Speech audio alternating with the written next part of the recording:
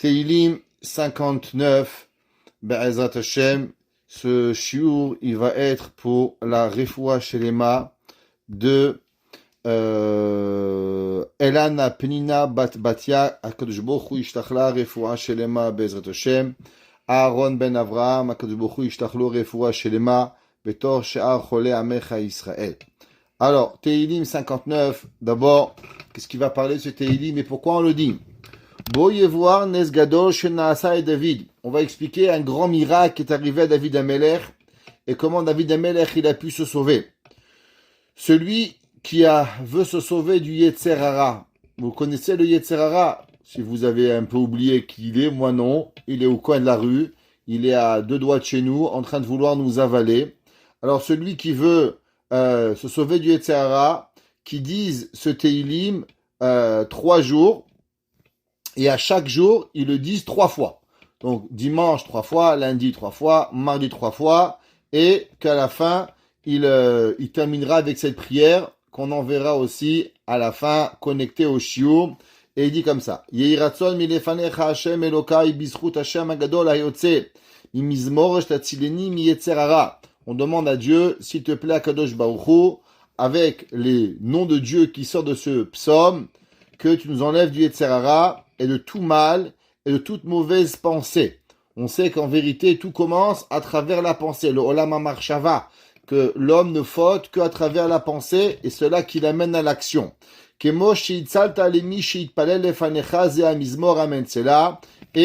que, de la même façon que David Amelech, il a prié, il a été sauvé du Yetzer Hara et de tout mal, aussi celui qui dira ce Teilim 3 jours à 3 reprises, Be'ezrat Hashem, il sera sauvé de le dire. Quelqu'un où Dieu préserve est dans une situation de mort, où il y a quelqu'un qui veut le tuer, alors qu'ils disent ce Teilim 11 fois.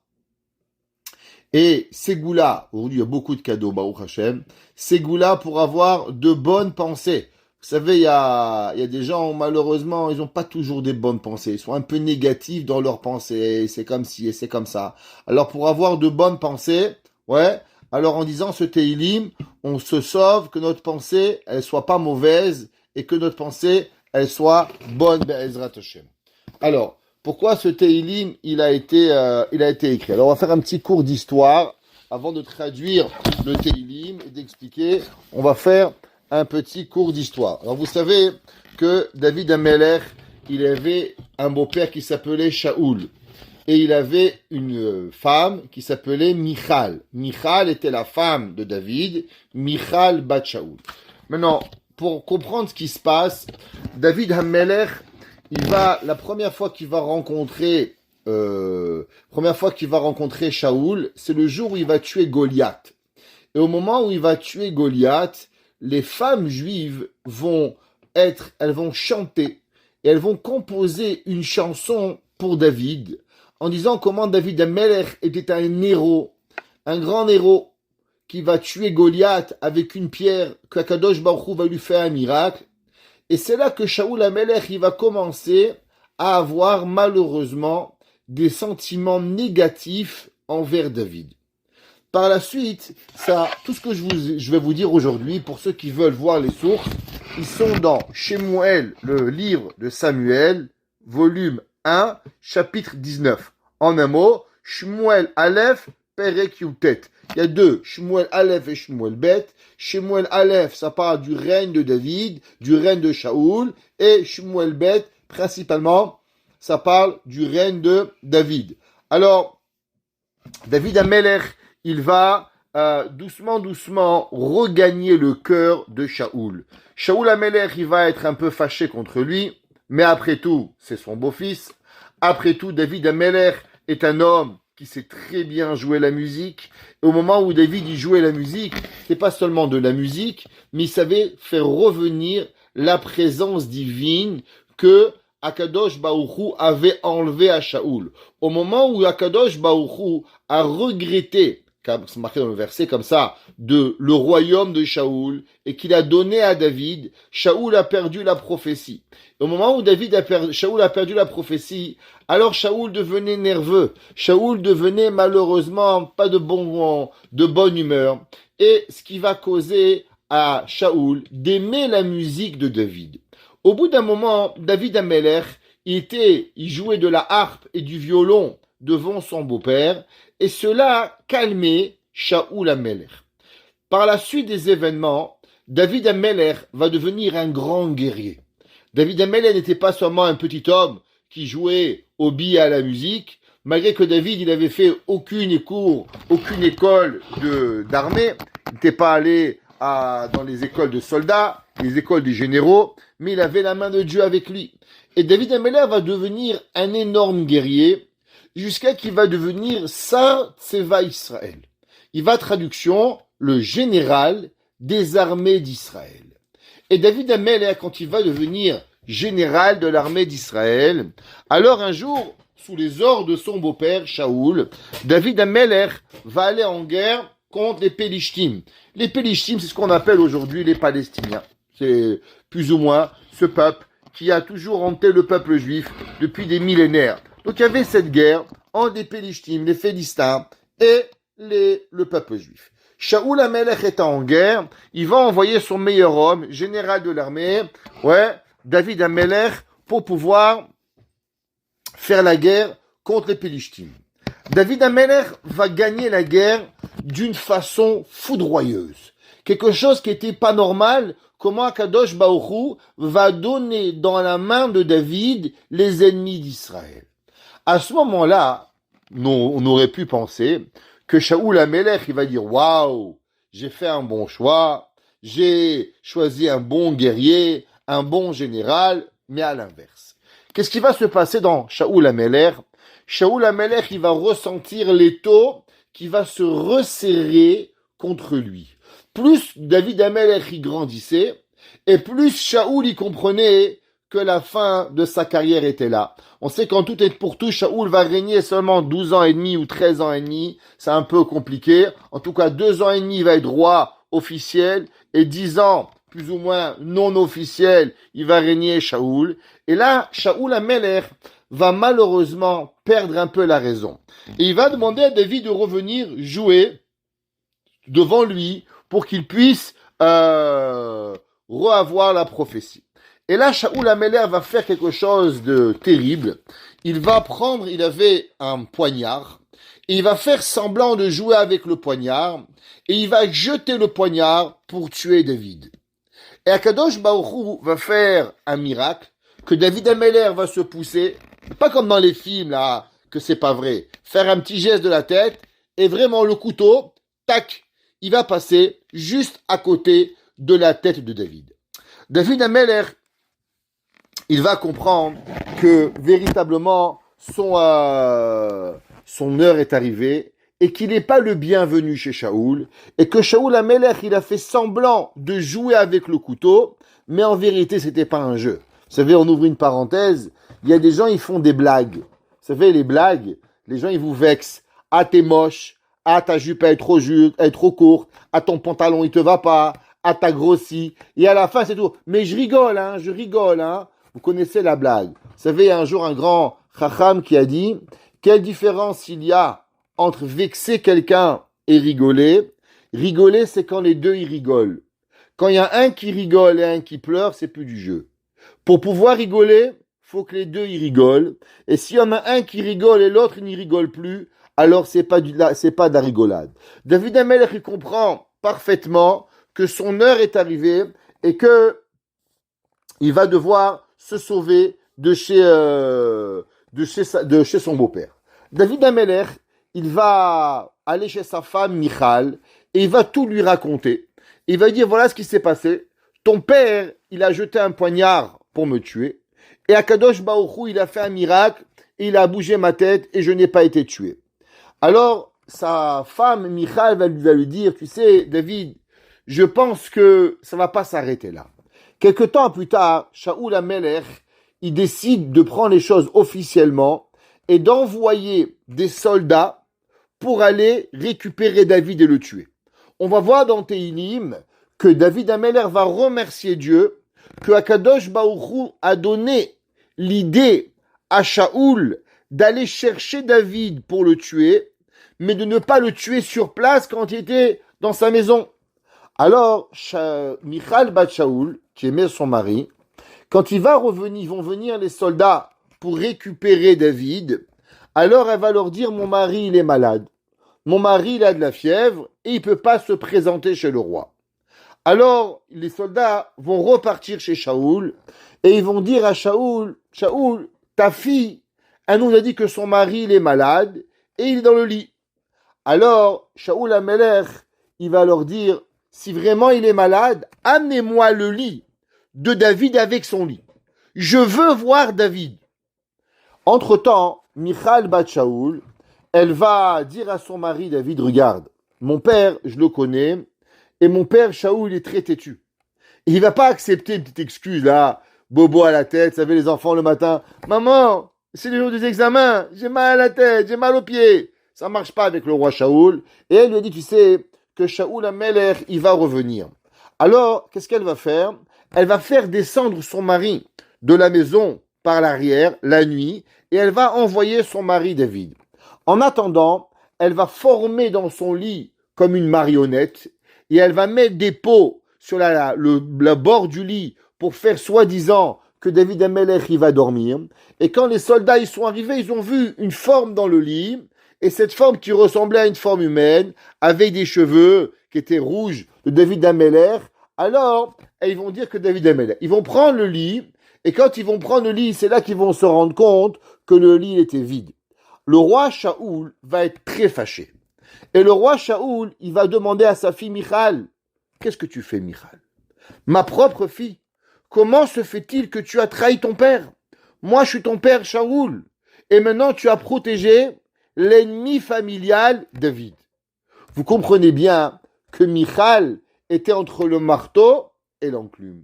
D'un côté, Michal, elle était avec son mari, David. David Amelech avait acquéri Michal bat Shaoul d'une façon qui était extraordinaire.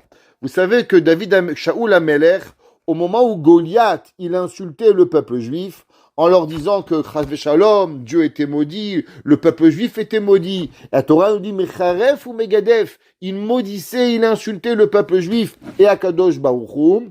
Alors le roi Shaoul avait promis que celui qui tuerait Goliath, alors il aurait en cadeau la fille du roi en mariage. Et qui c'est qui va tuer Goliath? David. Avec une petite pierre qui va lui envoyer, qui va lui taper le front et qui va le tuer. Donc Shaoul, Michal, elle savait que David Amelech, c'était pas juste un petit coco. Elle savait la sainte de David.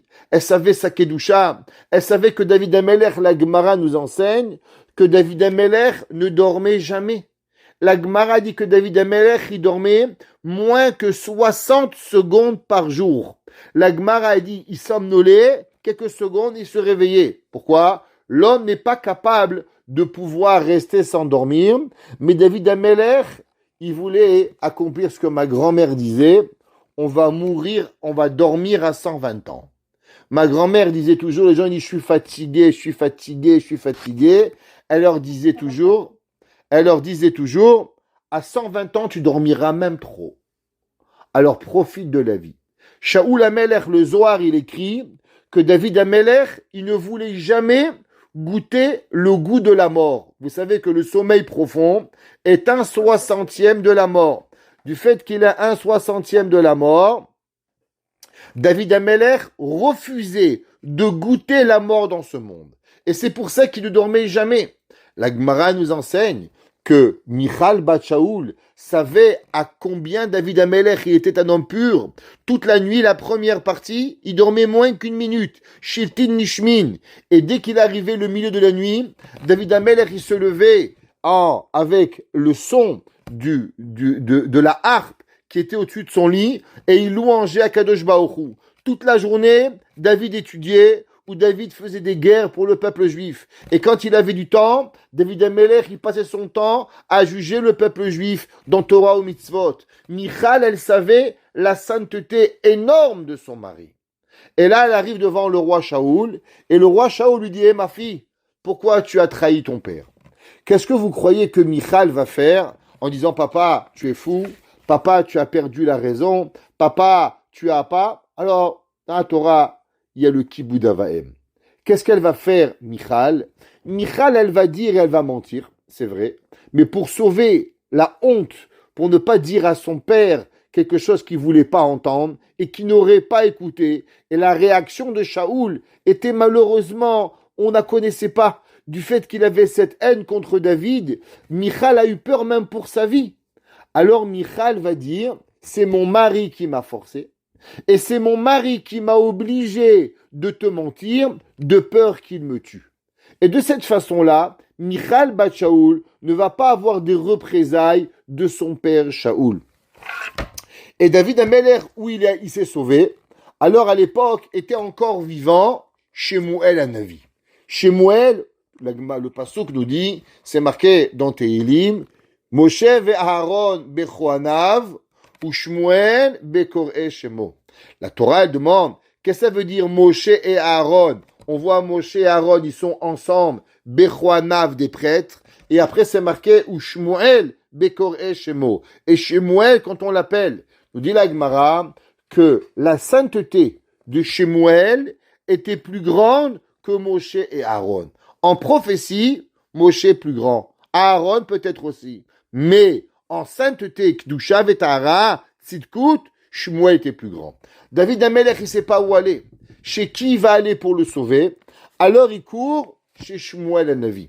Il va à la yeshiva de Shmuel. Et là-bas, il se dit, peut-être qu'il ne va pas me trouver, Shaoul Amelech. Et si oui, peut-être que Shmuel va arriver à calmer la colère de mon beau-père Shaoul. Alors il arrive au Beth Midrash, et qu'est-ce qu'il fait David? T'arrives au Beth Midrash? Eh bien David il commence à étudier.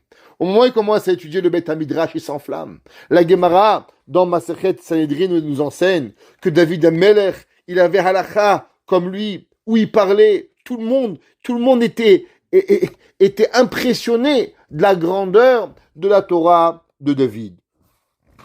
Alors, Shaoul Amelech, il a entendu Chiour du roi David aujourd'hui au Beth Midrash de Shemuel Hanavi. Alors lui aussi, il va et il décide d'aller, malheureusement, même au Beth Midrash pour aller tuer David. Maintenant, vous savez, la Gemara dans Masechet Brachot nous dit, qu'est-ce qui se passe quand un homme il a le Yetzer Hara? La Gemara dit, Moshreu le Beth Midrash. Quand un homme il a une mauvaise pensée, quand il a une mauvaise envie, qu'est-ce qu'il faut? Alors amène-le au Beth Midrash. La Torah, la Gemara dit, s'il est comme de la pierre, elle le fait exploser. S'il est comme du fer, alors il va le faire fondre. Alors, chez moi, le Navi, il est en train d'étudier avec David, et d'un coup, il y a Shaoul qui rentre. Et au moment où Shaoul Amelech, il rentre dans le Beth Midrash, qu'est-ce qui se passe? Eh bien, le Yetzer Hara, il reste à la porte.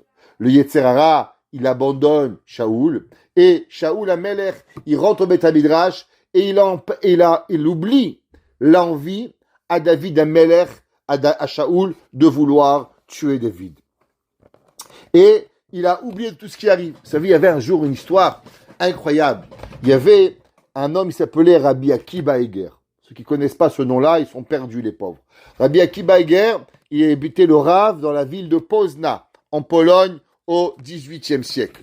Et le Rabbi Akiba Eger, il avait une de ses filles qui était mariée en deuxième noces avec le Khatam Sofer. Qui ne connaît pas le Khatam Sofer, Rabbi Moshe Sofer, mort en 1839.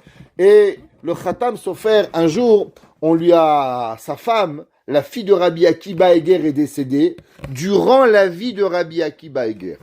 Alors, Rabbi Akiba Eger, il ne voulait pas lui dire, il était un homme vieux, ils n'osaient pas lui dire que sa fille elle est morte. Comment ils vont dire à un homme, un tzaddik comme ça, que sa fille elle est morte? Il n'avait pas le cœur. Alors, ils lui ont dit, mais Rabbi, comment on va faire que ton beau-père, il va venir à la maison et il va demander où elle est ta fille? Elle est ta femme, elle est sa fille. Comment c'est possible? Comment tu vas pouvoir faire? Alors le Khatam Sofer, il a dit, vous inquiétez pas, laissez venir le Rabbi Akiba Eger et moi je m'en occupe de lui. Alors il était venu, Rabbi Akiba Eger venait une semaine entière chez le Khatam Sofer. Khatam Sofer était rave de la ville de Pressburg, pas en Pologne, en Hongrie. Et alors, le Khatam Sofer, il arrive au train, et il fait descendre la charrette, et Rabbi Akiba Eger, il arrive. Et dès que le Rabbi Akiba Eger, il arrive, le Khatam Sofer lui pose une question, une grande question toranique. Et là, le Rabbi Akiba Eger, il commence à parler, et le Khatam Sofer lui parle pendant 6 heures. Pendant 6 heures de Torah. À la fin, le Rabbi Akiba Eger est désolé, je vais m'endormir. Alors, il dit, on va s'endormir quelques heures, 2-3 heures. Et là, le Khatam Sofer, le Rabbi Akiba Eger se lève, et dès qu'il se lève, le Khatam Sofer lui pose une nouvelle question. Et il lui pose une question, et toute la journée, pendant 18 heures, il débat de la même question. Et à la fin, le Rabbi Akiba Eger, il fait Shacharit, il fait Mincha, il fait Ma'ariv, et à la fin, à 3 heures du matin, il dit, je suis désolé, je suis un peu fatigué. Allez-y, papy, allez dormir. Et il va dormir 3 heures. Il se réveille le lendemain, et le Khatam Sofer lui pose encore une autre question. Et comme ça a duré pendant 7 jours. Le Khatam Sofer a tenu occupé la tête de Rabbi Akiba Eger pendant une semaine, sans même le temps que Rabbi Akiba Eger ait le temps de poser la question, comment elle va ma fille? Et le jour du retour, alors le Khatam Sofer a ramené Rabbi Akiba Eger à l'endroit où il devait partir. Et là, le Rabbi Akiba Eger dit, oi, j'ai oublié de voir ma fille. Bon, c'est pas grave, tu lui passeras le bonjour de ma part. Et Rabbi Akiba Eger a passé, imaginez-vous, une semaine dans la maison de quelqu'un, sans même avoir le temps de pouvoir dire bonjour à quelqu'un, à combien il était concentré dans sa Torah et dans ses pensées. Je vais déjà raconter l'histoire de Rav Aaron Kotler, que Rav Aaron Kotler pouvait parler de Torah pendant 17 heures d'affilée sans arrêter. Et ça qui est arrivé au moment où Shaoul HaMelech, au moment où le roi Shaoul, il va arriver chez Shmuel HaNavi. Shmuel HaNavi, c'était pas une blague. Shmuel, c'était un prophète, un véritable prophète, pas un prophète, un prophète. Ouais, il profitait de personne. Le roi Shmuel, il est mort, le roi Shaoul, le prophète Shmuel, il est mort, et il a dit, de qui j'ai profité, même d'avoir utilisé son âne. Shmuel HaNavi est un homme intègre. À l'âge de 52 ans, il va mourir avec une kedusha, une sainteté, et le jour où il va mourir, les cieux vont s'ouvrir, il va y avoir une tornade d'eau dans Israël, et tout le peuple juif va avoir peur le jour où Shmuel HaNavi va mourir. Et c'est comme ça que David HaMelech va être sauvé de la mort de Shaoul grâce à la Torah qui va être enseignée chez Shaoul HaMelech. Alors, revenons maintenant au verset et on va expliquer chaque psukim, doucement, chapitre 59 dans Tehillim. Alors, on avait dit que le verset 57, 58 et 59, les trois vont avoir ce mot al tashret, ne détruis pas, ne tue pas. Vous vous rappelez, c'est les trois versets 57, 58 et 57. Pourquoi il a été dit? À cause que, à partir du moment où David HaMelech, il était en danger de mort, d'être tué par Shaoul, alors l'Amnatseach, le chant, al tashret, que Akadosh Baruch Hu n'a pas laissé Shaoul HaMelech, le roi Shaoul, tuer David, et sur cela, David HaMelech, il va demander pitié sur sa vie qui va arriver. C'est marqué dans le verset Vaishlach Shaoul Malachim, comme on avait expliqué que David HaMelech, Shaoul avait envoyé les messagers et que Michal avait sauvé David. Le verset dit Lamnatseach. Alors on sait que chaque fois que c'est marqué Lamnatseach, c'est quoi Lamnatseach? C'est un chant qui a été composé pour pouvoir être chanté dans le temple, pour pouvoir être chanté avec des instruments de musique qui sont. Pourquoi? Principalement, le mot Nitzachon veut dire une guerre. Alors vous savez, je sais pas si vous connaissez cette expression, mais c'est une guerre. Quand quelque chose qui est extraordinaire, on dit que c'est une guerre. Alors vous savez, les fils de musique, ça fait gling, c'est moche. Et pourtant, quand tu les accordes bien, ça fait de la musique magnifique. La musique, c'est une guerre. Ça veut dire que c'est quelque chose de moche, à souffler dans une trombone, dans une trompette, c'est horrible. Mais pourtant, quand tu sais jouer, tu sais appuyer les doigts où il faut, eh ben, ça te sort quelque chose d'extraordinaire. Alors, l'âme natseach, ça vient de ce mot, l'âme natseach, ce chant qui vient en vérité, qui vient avec une musique qui arrive. Atashret, que David Amelech, il demande à Kadosh Baruch Hu de ne pas être tué. Les David, pour David, et on sait que c'est un des 10 façons que David Amelech, il a chanté. Et là, David Amelech, il dit Mirtam. Et que veut dire le mot Mirtam? Et il dit qu'il a été écrit à propos que David Amelech était proche de mourir et d'être détruit. On avait expliqué Mirtam, Bishloach Shaoul. Ouais, au moment où il a été envoyé, Shaoul, il a envoyé ses messagers, pardon, excusez-moi, je suis un peu fatigué, pour pouvoir tuer David. Mais, en vérité, ils gardaient la maison toute la nuit, de façon à ce que David Amelech, il ne peut pas se sauver et qu'il puisse le tuer. À ce moment-là où David Amelech était dans la maison, en train de se sauver par la fenêtre en arrière, comme je vous ai expliqué, alors il a dit, Hatzileni me oyevai, sauve-moi de mes ennemis, des personnes qui ont du mal et qui pensent à moi mal dans mon cœur. Le Malbim, intéressant, le Malbim, il dit, vous savez qu'il y a 3 genres d'ennemis qui arrivent. Et je vais vous lire ce Malbim qui explique véritablement qu'est-ce que ça représente, les ennemis d'une personne. Et il dit, Atzileni mehoevai, hem adorshim ra'a balev. Il dit, le Malbim, vous savez, il y a des gens ils vous veulent du mal, mais ils vont jamais venir à la maison. Ils n'ont pas le courage de vous dire quelque chose. Mais dans leur cœur, malheureusement, ils vous portent pas par amour. Quand ils vous regardent, comme un chat.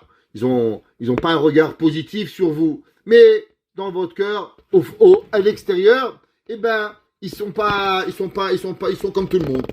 Mimit komemait et sageveni. Il dit, il y a d'autres personnes, au Baruch Hashem, eux, ils ont peur de rien. Eux, ils vont avec la force et ils nous veulent du mal. Ils sont même prêts à venir nous tuer. Mevakesh gaber alehem. Sur cela, David Amelech, il dit, tu sais, Akadosh Baruch Hu, s'il y a des gens qui veulent mon mal, donne-moi la force d'être plus fort qu'eux. Donne-moi la force physique et mentale et pitié de pouvoir m'en sortir de eux. Et il dit, Hatzileni mi poale aven. Le verset dans 3e, il dit, sauve-moi des poale aven. Des gens qui font le mal. Et il dit le Mabil, c'est quoi? Hu neged oivai betzina shemedabrim alav lashon hara. Et il dit, tu sais c'est quoi? Il y a en vérité une mort qui est plus longue. C'est les gens qui amènent la médisance. David Amelech, il dit, attention, il y a des gens qui te parlent du mal, doucement, doucement, ils parlent, et ils parlent, et ils parlent, et ils te posent un couteau dans le cœur, et ce couteau-là, il va être dans sa vie. Et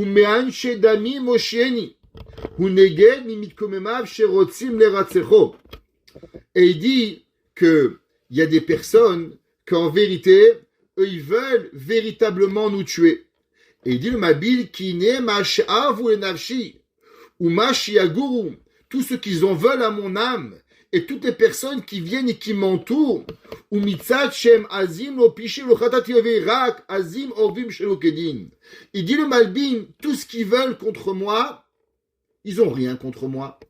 Toute leur vie, elle est seulement pas correcte. Parce que moi, je leur ai rien fait. N'oublions pas ce qui s'est passé. David Amelech venait sauver le peuple juif d'une grande guerre. Et à la place que les gens lui disent merci, les gens voulaient tuer David parce que David avait sauvé les juifs d'une guerre contre les Pélistiens. Ça n'avait aucun sens. Ouais. Et il dit le Malbim, quelque chose d'incroyable. Il dit dans le verset Beli Avon Yerutsun. Et il dit, qu'est-ce que ça veut dire? Vous savez, le Malbim va toucher un point qui est terrible. Et il dit comme ça. Et il dit, malgré que ces gens-là, ils font du mal, ils vont tuer un Meshiach Hashem, un homme qui a été oint par Shemuel d'être le roi, un homme qu'Akadosh Baruch Hu, il est bon avec lui, un prophète.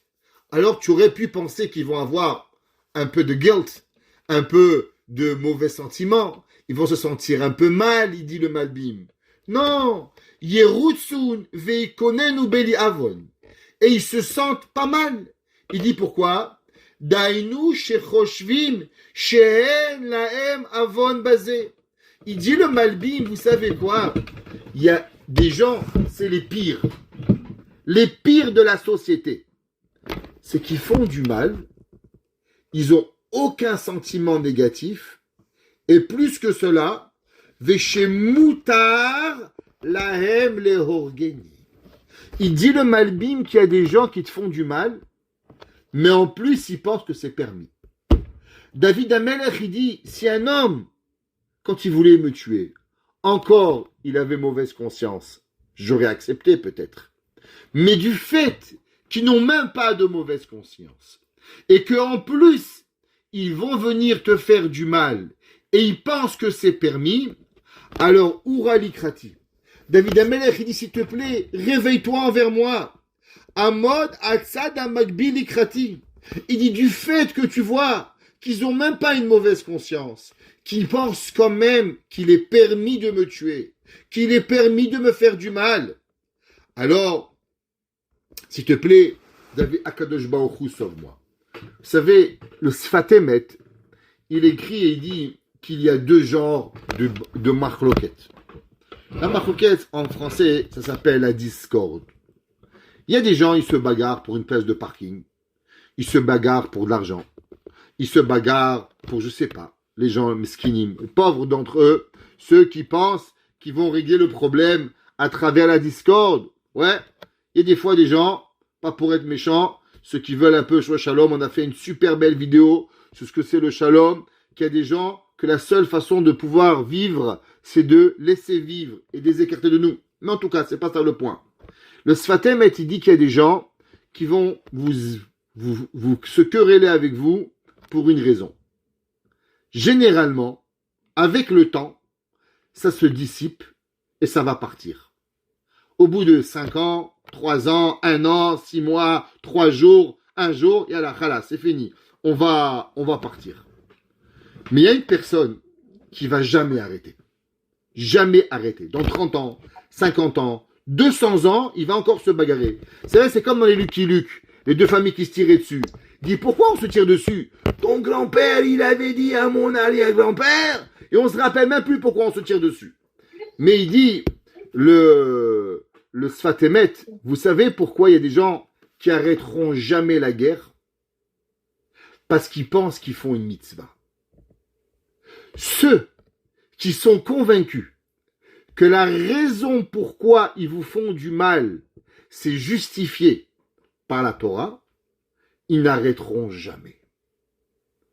Toujours, sachez une chose, mesdames, mes amis, il n'existe pas de raison de la Torah de faire de la marloquette.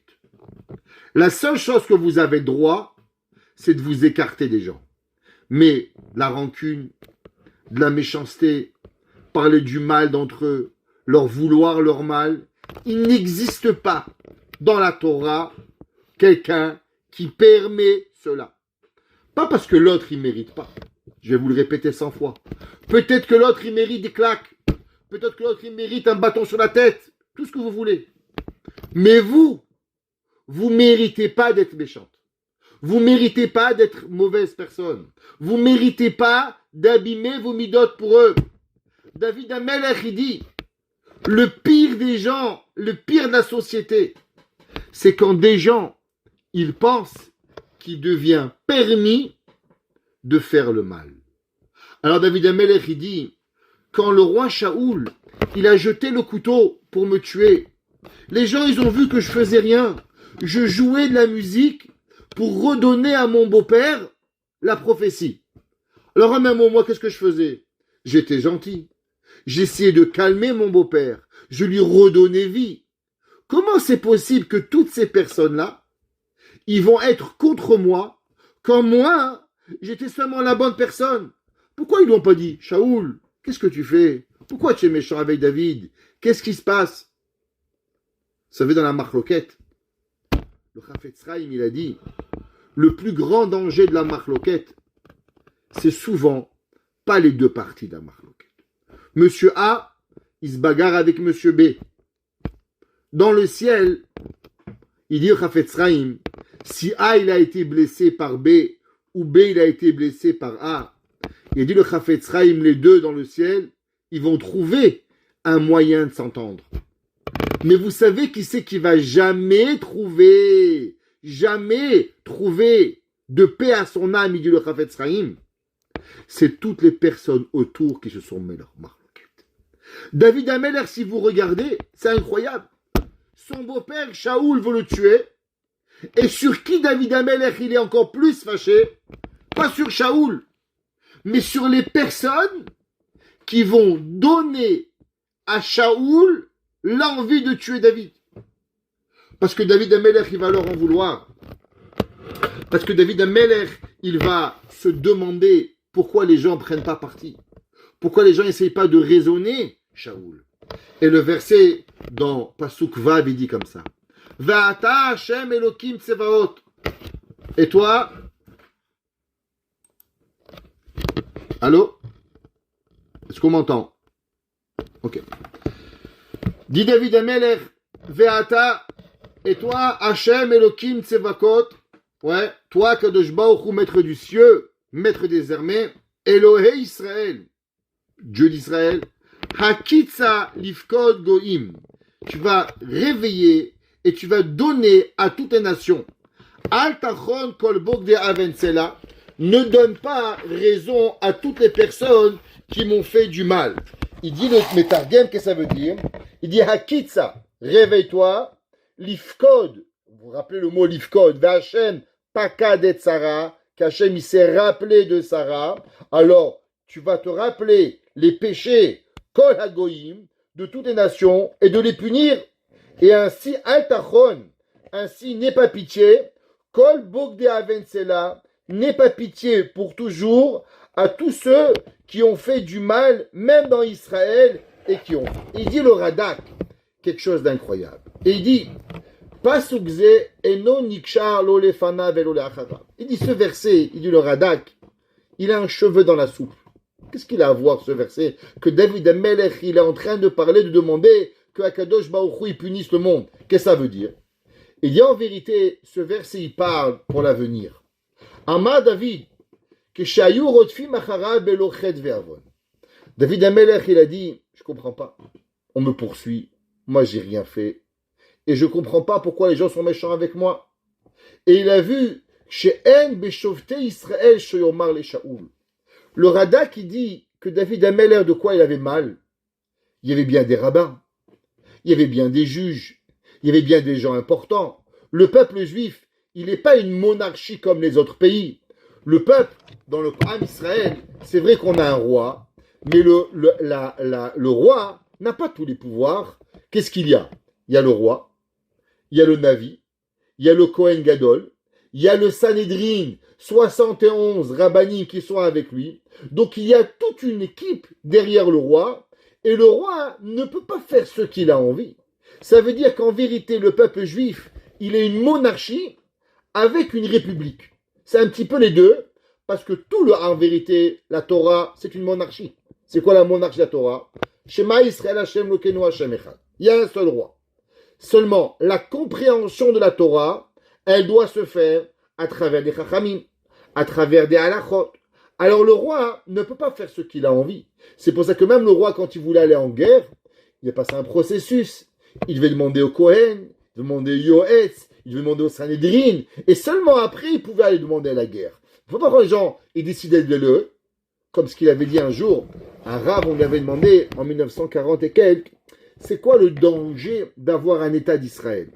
Et je ne veux pas rentrer dans une polémique ici, politique. Juste expliquer une question, et que vous irez avec vous. Elle a été demandée, cette question, et débattue par le fils du Rav Ovadia Yosef, Rabbi Yaakov Yosef. Le Rav Yaakov Yosef, il a débattu cette question. Maintenant, c'était quoi le problème d'un État juif? Il a dit un État juif veut dire des armées. Il a dit, qui donne le droit à un homme de prendre des jeunes hommes de 18 ans et de les mettre au front pour qu'ils se font tuer. Qui permet cela? Il dit chez nous, la vie, elle n'a pas de prix. La seule et unique façon qu'on a le droit d'avoir une armée, c'est si on a un prophète, que le prophète, il redonne la parole de Dieu d'envoyer un homme à la guerre. Mais juste pour aller conquérir un État, qui a permis à dire A, tu vas à la guerre, B, tu vas pas, C, tu vas à la guerre? Qui va payer ce prix à la fin? Des morts, des orphelins et des veuves. Je laisse la question chez vous. Et là, elle n'est pas le but de débattre à la question. Et le Rav Yaakov Yosef avait dit que c'est pour ça que notre permission que nous avons aujourd'hui, il avait dit que si on avait demandé en 1948, halachiquement, avons-nous le droit d'avoir un État? On aurait dit que non. Aujourd'hui, la seule raison qu'on peut rester, c'est parce que nous sommes en danger à chaque seconde, et alors automatiquement nous devons nous défendre. Et pour se défendre, alors nous avons le droit d'envoyer. Mais cela est débattable par la halakha. Ce que je veux seulement dire, c'est que David Amelech, il dit le Radak, il était fâché contre tous ces rabbins, tous ces gens qui étaient autour de Shaoul et qui n'ont pas remis Shaoul en place. Et il dit, ils auraient dû faire à Shaoul, fais attention. Vous savez, dans la vie, le Chafetz Chaim, un jour, il y avait une guerre dans la ville de Radin. Il y avait deux familles qui se bagarraient. Et le Chafetz Chaim, il est parti voir des gens. Ils avaient pris la politique avec un, politique avec deux. Le Chafetz Chaim, il a réuni toute la ville. Il dit, vous savez, quand je vais aller tous monter après 120 ans, ils vont vous demander où vous habitiez.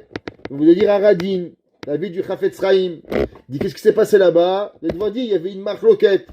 Ils vont vous demander, qu'est-ce qu'il a fait le Chafetz Chaim? Vous allez dire, rien. Alors je dis tout de suite, j'ai pas rien fait. Aujourd'hui, je suis là et je vous dis, la marloquette, c'est pas permis. Il n'y a pas de raison de discorde. Interdiction de se mêler entre les deux familles. Toute personne qui prend position, c'est assaut. Et il dit le Radak, mais pourquoi les gens font ça? Pourquoi les gens se mêlent pas? Il faut se mêler. Des fois, il faut dire, monsieur, c'est pas bien ce que vous faites. Madame, c'est pas comme ça qu'on se comporte avec votre ami, c'est votre voisine. Attention, comportez-vous bien. Et il dit, Ve'ayu mechanfin et Shaoul. Et malheureusement, qu'est-ce qu'il faisait, dit le Radak? Hypocrite. Je vous ai expliqué qu'est-ce qu'a dit la Gemara au nom de Yanaï Amelech. Yanaï Amelech était un grand roi. Ouais. Et malheureusement, il n'était pas un roi très religieux. Il va même tuer tous les rabbins de la terre. Il va tous les liquider. Clac. Barminan. À part son beau-frère. Il avait un beau-frère, Shimon ben Shattach, qui va le préserver.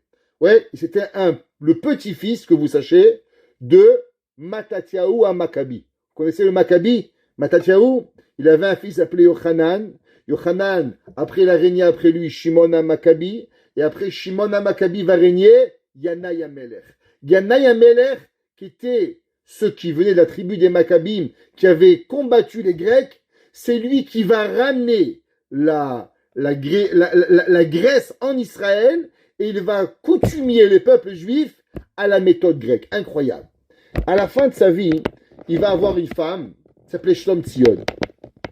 Shlom Tzion était une très bonne reine et elle va régner 9 ans au peuple juif. Savoir qu'il n'y avait pas seulement des hommes rois, il y avait même des femmes rois. Et sa femme Shlom Tzion, elle va régner, elle va même régner très bien. Et Chachamim nous disent qu'elle était une excellente reine. Et juste avant de mourir, Yanaï, Alexandre Yanaï s'appelait son nom, et Yochanan Yanaï, je marqué dans la Gemara comment il s'appelle, elle va lui dire comme ça, ma chère reine, ma chère femme, dans la vie il y a 3 catégories de personnes. Des bons, des rabbins, n'aie pas peur des rabbins.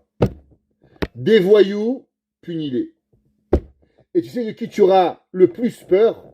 Des hypocrites.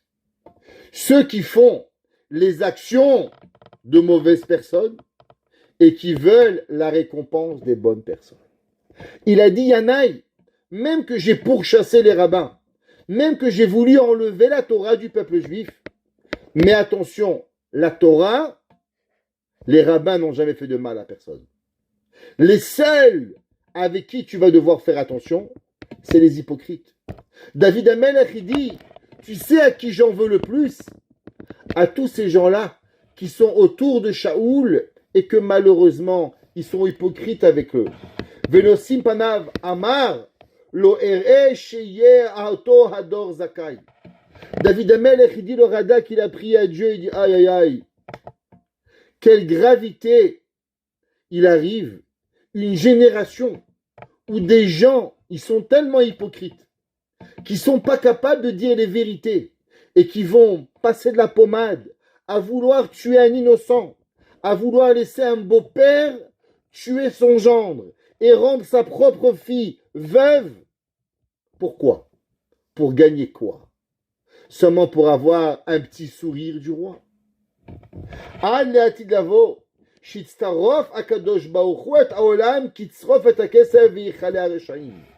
David Amelech, il dit, Akadosh Baruch Hu, dans les générations à venir, vous savez comment on fait sortir le métal? Alors on prend le métal et on le fait brûler et on enlève les imperfections. Quand on fait fondre le métal, alors je ne sais pas si vous avez déjà vu comment on fait, on le monte à des milliers de degrés et après, sur le haut du métal, sur le haut de la lave, il se crée des déchets, qu'on enlève ces déchets et on obtient l'or parfait, l'argent parfait. Ça s'appelle la melacha de Tsoref en hébreu. Je ne sais pas comment on appelle ça en français. C'est pour ça que la Hatzorfim, ceux qui connaissent l'argent, ouais, ça provient de ça, c'est de purifier l'argent. Il dit David Amelech, c'est bien pareil.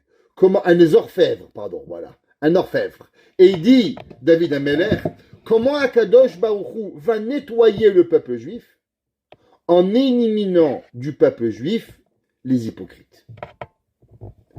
Akadosh Baruch Hu Olam Kitzrof, Ki ata u ma'arich af la reshaim. Il dit Hachem, avec le temps, il est gentil avec nous. On remercie Hachem. On fait des péchés. Hachem, il nous donne la patience. On fait tchouva demain, et après-demain, on espère. Veine ou ki Hachem shenoroe ma'asehem. Et Akadosh Baruch Hu, il a l'air un petit peu de dormir. Et il dit le Malbim qu'Akadosh Baruch Hu, qu'est-ce qu'il fait? Du fait qu'il laisse le temps aux gens de faire teshuvah, alors ça a l'air qu'il dort. Les gens disent, ouais, le bon Dieu, il dort. Il dit pas du tout, Chavé Shalom. Akadosh Baruch Hu seulement, il laisse le temps aux gens de faire teshuvah pour leur laisser croire qu'il leur arrive rien. Alors il fait semblant de dormir. Akadosh Baruch Hu, il dit David Amelech, Hakitsa, s'il te plaît, réveille-toi. Lifkod kol hagoyim, de réveiller les nations. Ki az yichlu kol hareshaim mikol hagoyim, v'yavdu et Hashem anisharim shechem echad. Et il dit qu'à la fin des temps, tout le monde va se réveiller. Et tout le monde va pouvoir voir que Akadosh Baruch Hu, il est Emet, qu'il y a un seul Dieu. Velo yechonen ol kol bogde aven. Et alors, automatiquement, quand la vérité va être claire, les gens pourront plus mentir. Velo yarich lahem apo. Alors, Akadosh Baruch Hu, il y aura plus temps de faire teshuvah pour Akadosh Baruch Hu. Et tout le monde va pouvoir voir la différence entre un tzaddik, un juste, un mécréant, un homme qui sert à Akadosh Baruch Hu et un homme qui ne sert pas à Akadosh Baruch Hu. Le Chafetz Chaim, il écrit et il dit dans ce Teilim. Vous savez, le Chafetz Chaim dans Shmirat Alashon, ceux qui veulent, ouais, ça c'est faire incroyable. Tout celui qui a la moindre difficulté dans sa vie, je donne un petit conseil, une fille à marier, un problème de santé, si vous avez Chavé Shalom, quoi qu'il vous arrive, prenez le Chafetz Chaim. Prenez sur vous, chez Mirat Alashon, de lire une page par jour des miracles. Tout celui qui veut un miracle dans sa maison, il a une fille à marier, qui veut la marier, Bet Hashem, toutes les filles qui veulent se marier. Une page de Shmirat Alashon. Dire un peu ton mère Déborah de Rabbi Moshe Cordovero. Moi, je me rappelle, ma fille, quand elle voulait se marier, elle s'appelait Tamar, elle est mariée à Baruch Hashem maintenant. Elle m'a dit, papa, je veux me marier. Je dis, ok, on va apprendre à se faire ton mère Déborah. Pourquoi? Il dit, Tamar, ton mère, c'est les mêmes lettres. Ton mère Déborah. On a commencé le livre, 13 jours, exactement. 13 Shabbat après qu'on a commencé, le Shidduch, il est venu et Baruch Hashem, elle s'est mariée. Badou Koumnoussé, ça arrive. Alors, il faut croire à cela. Alors, le verset 13, il dit comme ça. Chatat pimo devar sefatemo. David Amelech, il dit, je sais, c'est connu tout le monde, et tout le monde va connaître, ouais, chez Oneshze, Baalehem Biglal, quelle est la raison, il dit, David Amelech, tous les erreurs qu'ils font. Khatat pimo. Ça vient de la faute de leur bouche. Quelle est Devar Sefatemo, qui est la parole de leurs lèvres. Vil Kedou Bigeonam. Et en vérité, ils ont été punis à cause de quoi? C'est quoi Geonam? Ça vient du mot Gaava, qui vient de l'orgueil. Et avec l'orgueil, ils sont punis, ouais, à Aniyim, Anirdefim, Aliadam, que les pauvres, ils viennent vers eux. Ou Me'ala ou Mikachash Saperou, à cause des malédictions et des mensonges que eux, ils racontent à propos d'eux. Alors, il dit le Chafetz Chaim, on va le lire. Il dit un homme, ouais, il doit penser, vous connaissez tous la lettre du Ramban, pardon. Comment le Ramban, il parle du danger de la Ga'ava et comment l'importance de l'humilité. Et il dit le Chafetz Chaim qu'un homme, il doit toujours penser du danger et comment c'est moche l'orgueil. Vous savez, le Chafetz Chaim, il a dit, celui qui veut perdre son Olam Haba, alors qu'il veut avoir de l'orgueil ici. Dans le Olam Haemet, c'est quoi la récompense? La récompense, c'est l'orgueil. Celui qui veut, Hashem Malach Geout Lavesh, celui qui veut perdre son Olam Haba, son monde futur, alors qu'il demande les honneurs ici. Il dit, comment l'homme, il peut avoir de l'orgueil, après que toute sa vie, d'où il vient? Un homme, il a commencé de rien du tout. Une petite tache dans le ventre de sa mère, et après tu entends, pouk, pouk, pouk, et tu grandis dans le ventre d'une maman, qui est là, ouais, après tu as grandi, Baruch Hashem, tu as fait 200 kilos, Baruch Hashem, tu as mangé tous les sushis de la terre, tu as mangé tous les pizzas de la terre, tu t'es éclaté, et tu finis quoi? Sous terre. Alors comment tu vas avoir de la gava, dit le Chafetz Chaim? Ouais. Ainsi, la personne doit réfléchir à la faute et la gravité du péché, qui est un des 613 mitzvot de la Torah. Les gens, ils pensent que la gava, dit le Chafetz Chaim, c'est bon, ça passe. Mais ça passe pas. Il dit le Chafetz Chaim, la gava, vous savez, c'est une des mitzvot de la Torah. Il y a des midot et il y a des mitzvot. Le Chafetz Chaim, il dit que une des midas qui fait partie des 613 mitzvot, c'est la gava. On sait que le roi, ouais, c'est marqué, que pourquoi le roi, il pouvait pas avoir beaucoup d'argent, beaucoup de femmes, beaucoup de chevaux. La Torah dit, Veram levavecha, tu vas avoir la gava, l'orgueil, Veshachar shemelokecha, et tu vas oublier Akadosh Baruch Hu.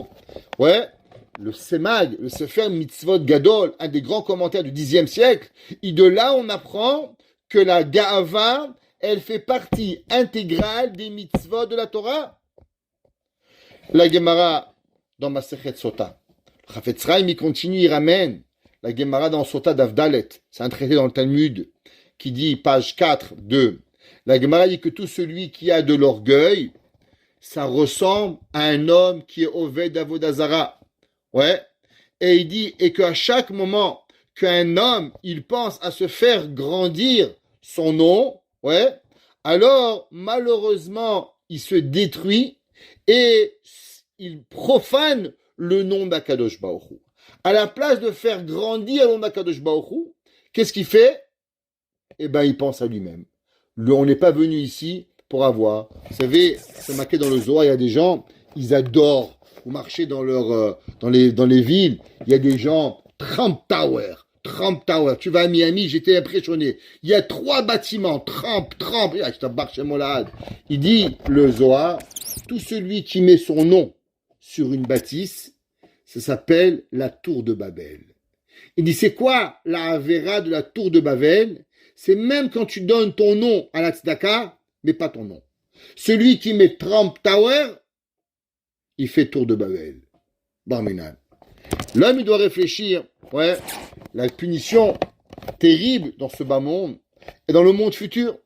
La Gemara a dit, vous savez qu'il y a des gens riches, très riches, et un jour, ils perdent tout.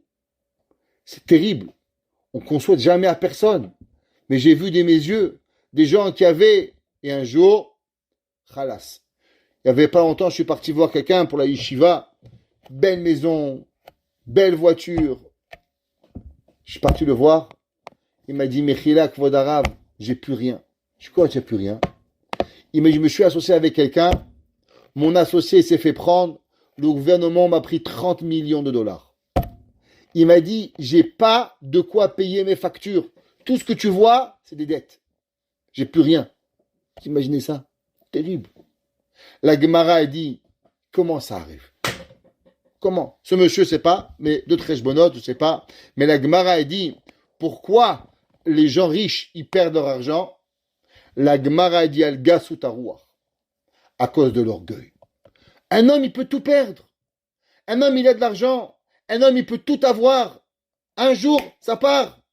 Makara, qu'est-ce qui t'est arrivé? Gasut haruach. L'orgueil fait tout perdre.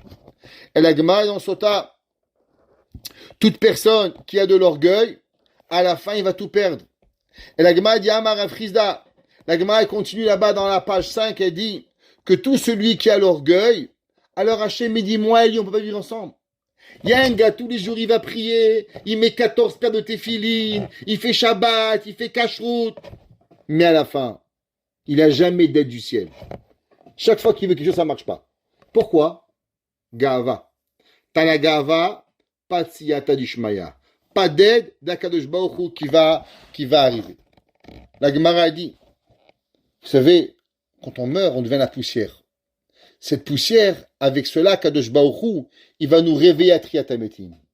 La Gemara dit, ben vous savez quoi? La poussière des gens orgueilleux, elle ne voudra pas se réveiller.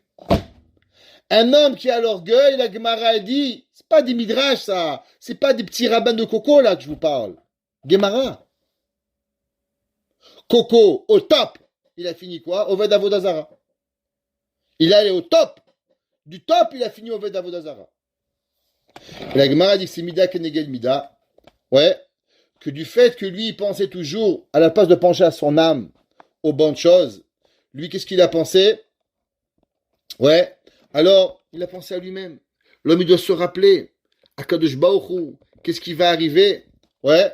Lui, il pensait à lui-même, combien il va gagner, qu'est-ce qui va arriver, qu'est-ce que les gens ils vont dire de moi. Les gens, ils disent le Chafetz Chaim, les gens, ils pensent toute leur vie à ce que les gens vont penser d'eux. Ouais. Vous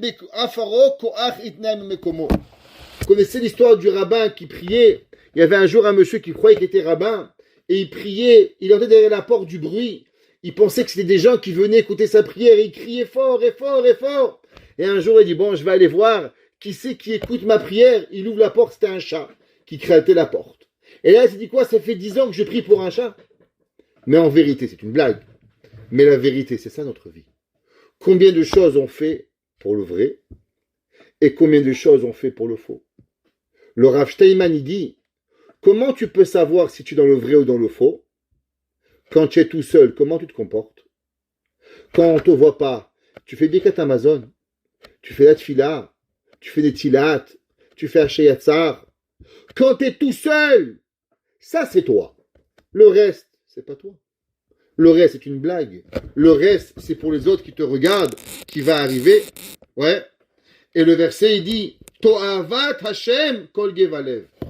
Le Chafetz Chaim, il dit que Dieu, au nom de Mishlei, Shlomo HaMelech, il écrit que Dieu, vous savez de quoi il est écœuré? Pas du vomi, mais des gens qui sont écœurants. C'est comment? Qui ont la gava. Quand l'homme, il regarde, ouais, il réfléchit de la grandeur de sa pauvreté, de la Torah, des mitzvot, il ne peut pas être orgueilleux. Il y avait un jour un homme, il arrivait le voir le Rav Steinman. Il lui dit, Rabbi, j'ai envie d'acheter une Volvo, et ma femme, elle m'a dit que c'est pas bien. Il va avoir la Inara, le mauvais œil. Le Rav lui a dit, tu connais le Talmud par cœur? Il dit non. Tu connais une Masechet? Il a dit non. Tu connais une page? Il a dit non. Alors de quoi tu veux être orgueilleux? Tu connais rien. Mais il n'y a rien à être orgueilleux. Tu es un zéro, tu es un nul. Qu'est-ce que tu veux? Il dit le Chafetz Chaim, l'homme, il doit réfléchir. Tu veux tous ces livres? T'en connais un? T'en connais un demi? T'en connais un quart? Non, non, quand tu t'orgueilles. Tu connais une mitzvah? Tu peux parler d'un sujet? Tu es capable de parler maintenant, faire un Dvar pendant 2 heures? Non, de quoi tu t'orgueilles? De quoi tu arrives, dit Chafetz Chaim? La Gemara a dit, Dada, Deda Chaser Makana. La Gemara Narim a dit, ouais, que quand ça manque, ouais, alors t'as rien acheté. Un gars, il peut acheter le plus beau costume. Canali, il lui manque un bouton, ça vaut rien le costume. Le costume, c'est quand t'as tous les boutons. Un homme, il connaît pas la Torah, de quoi tu es. Qui sait que tu es pour avoir? Ouais. Et même si l'homme, Baruch Hashem, Shabbat, Tfila, Kisui Rosh, Mitzvot, ouais. Quand l'homme, il réfléchit, Béhémet, encore à combien il doit arranger, même pas la moitié, même pas le tiers de la sagesse d'Akadosh Baruch Hu qui arrive, ouais. À combien l'homme, il doit s'éloigner de l'orgueil. Et c'est marqué dans les Sfarim, ouais. On a encore quelques minutes, ouais. C'est marqué dans le Sefer Zichut Torat Moshe. Et dit qu'il y avait un jour un homme, ouais, qui avait envoyé 2 personnes dans une terre lointaine pour acheter des pierres précieuses. Parti en Afrique, il a envoyé là-bas acheter des grosses pierres précieuses. Alors, après, il en est à un, il en est pour acheter 1000, et au deuxième, il lui a donné seulement 100.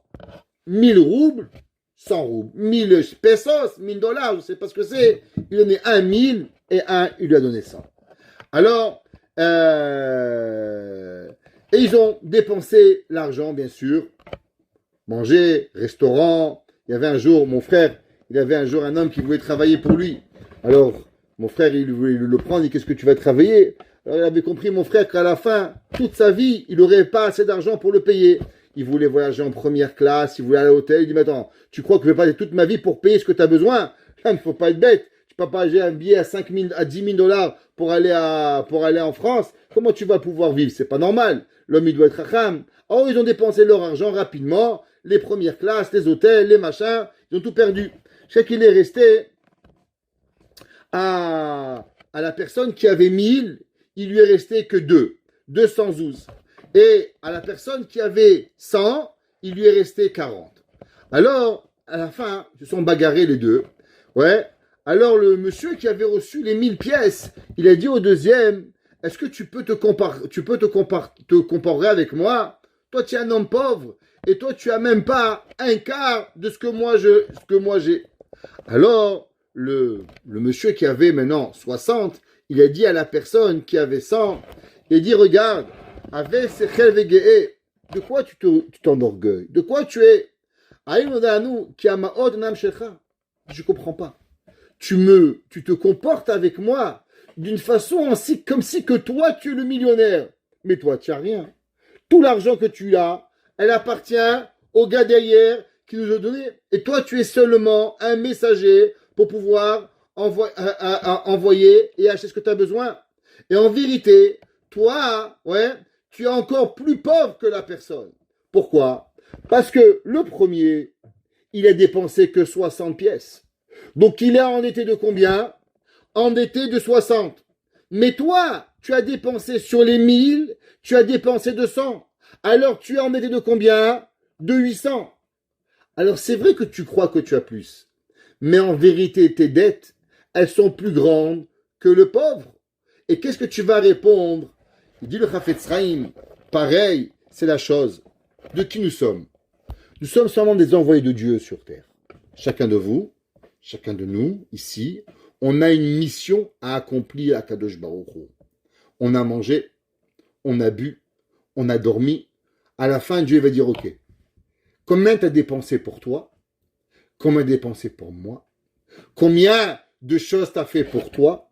Combien de choses tu as fait pour moi? Et à la fin, on va voir que ceux qu'on pensait qu'ils avaient énorme, en vérité, c'est seulement des dettes.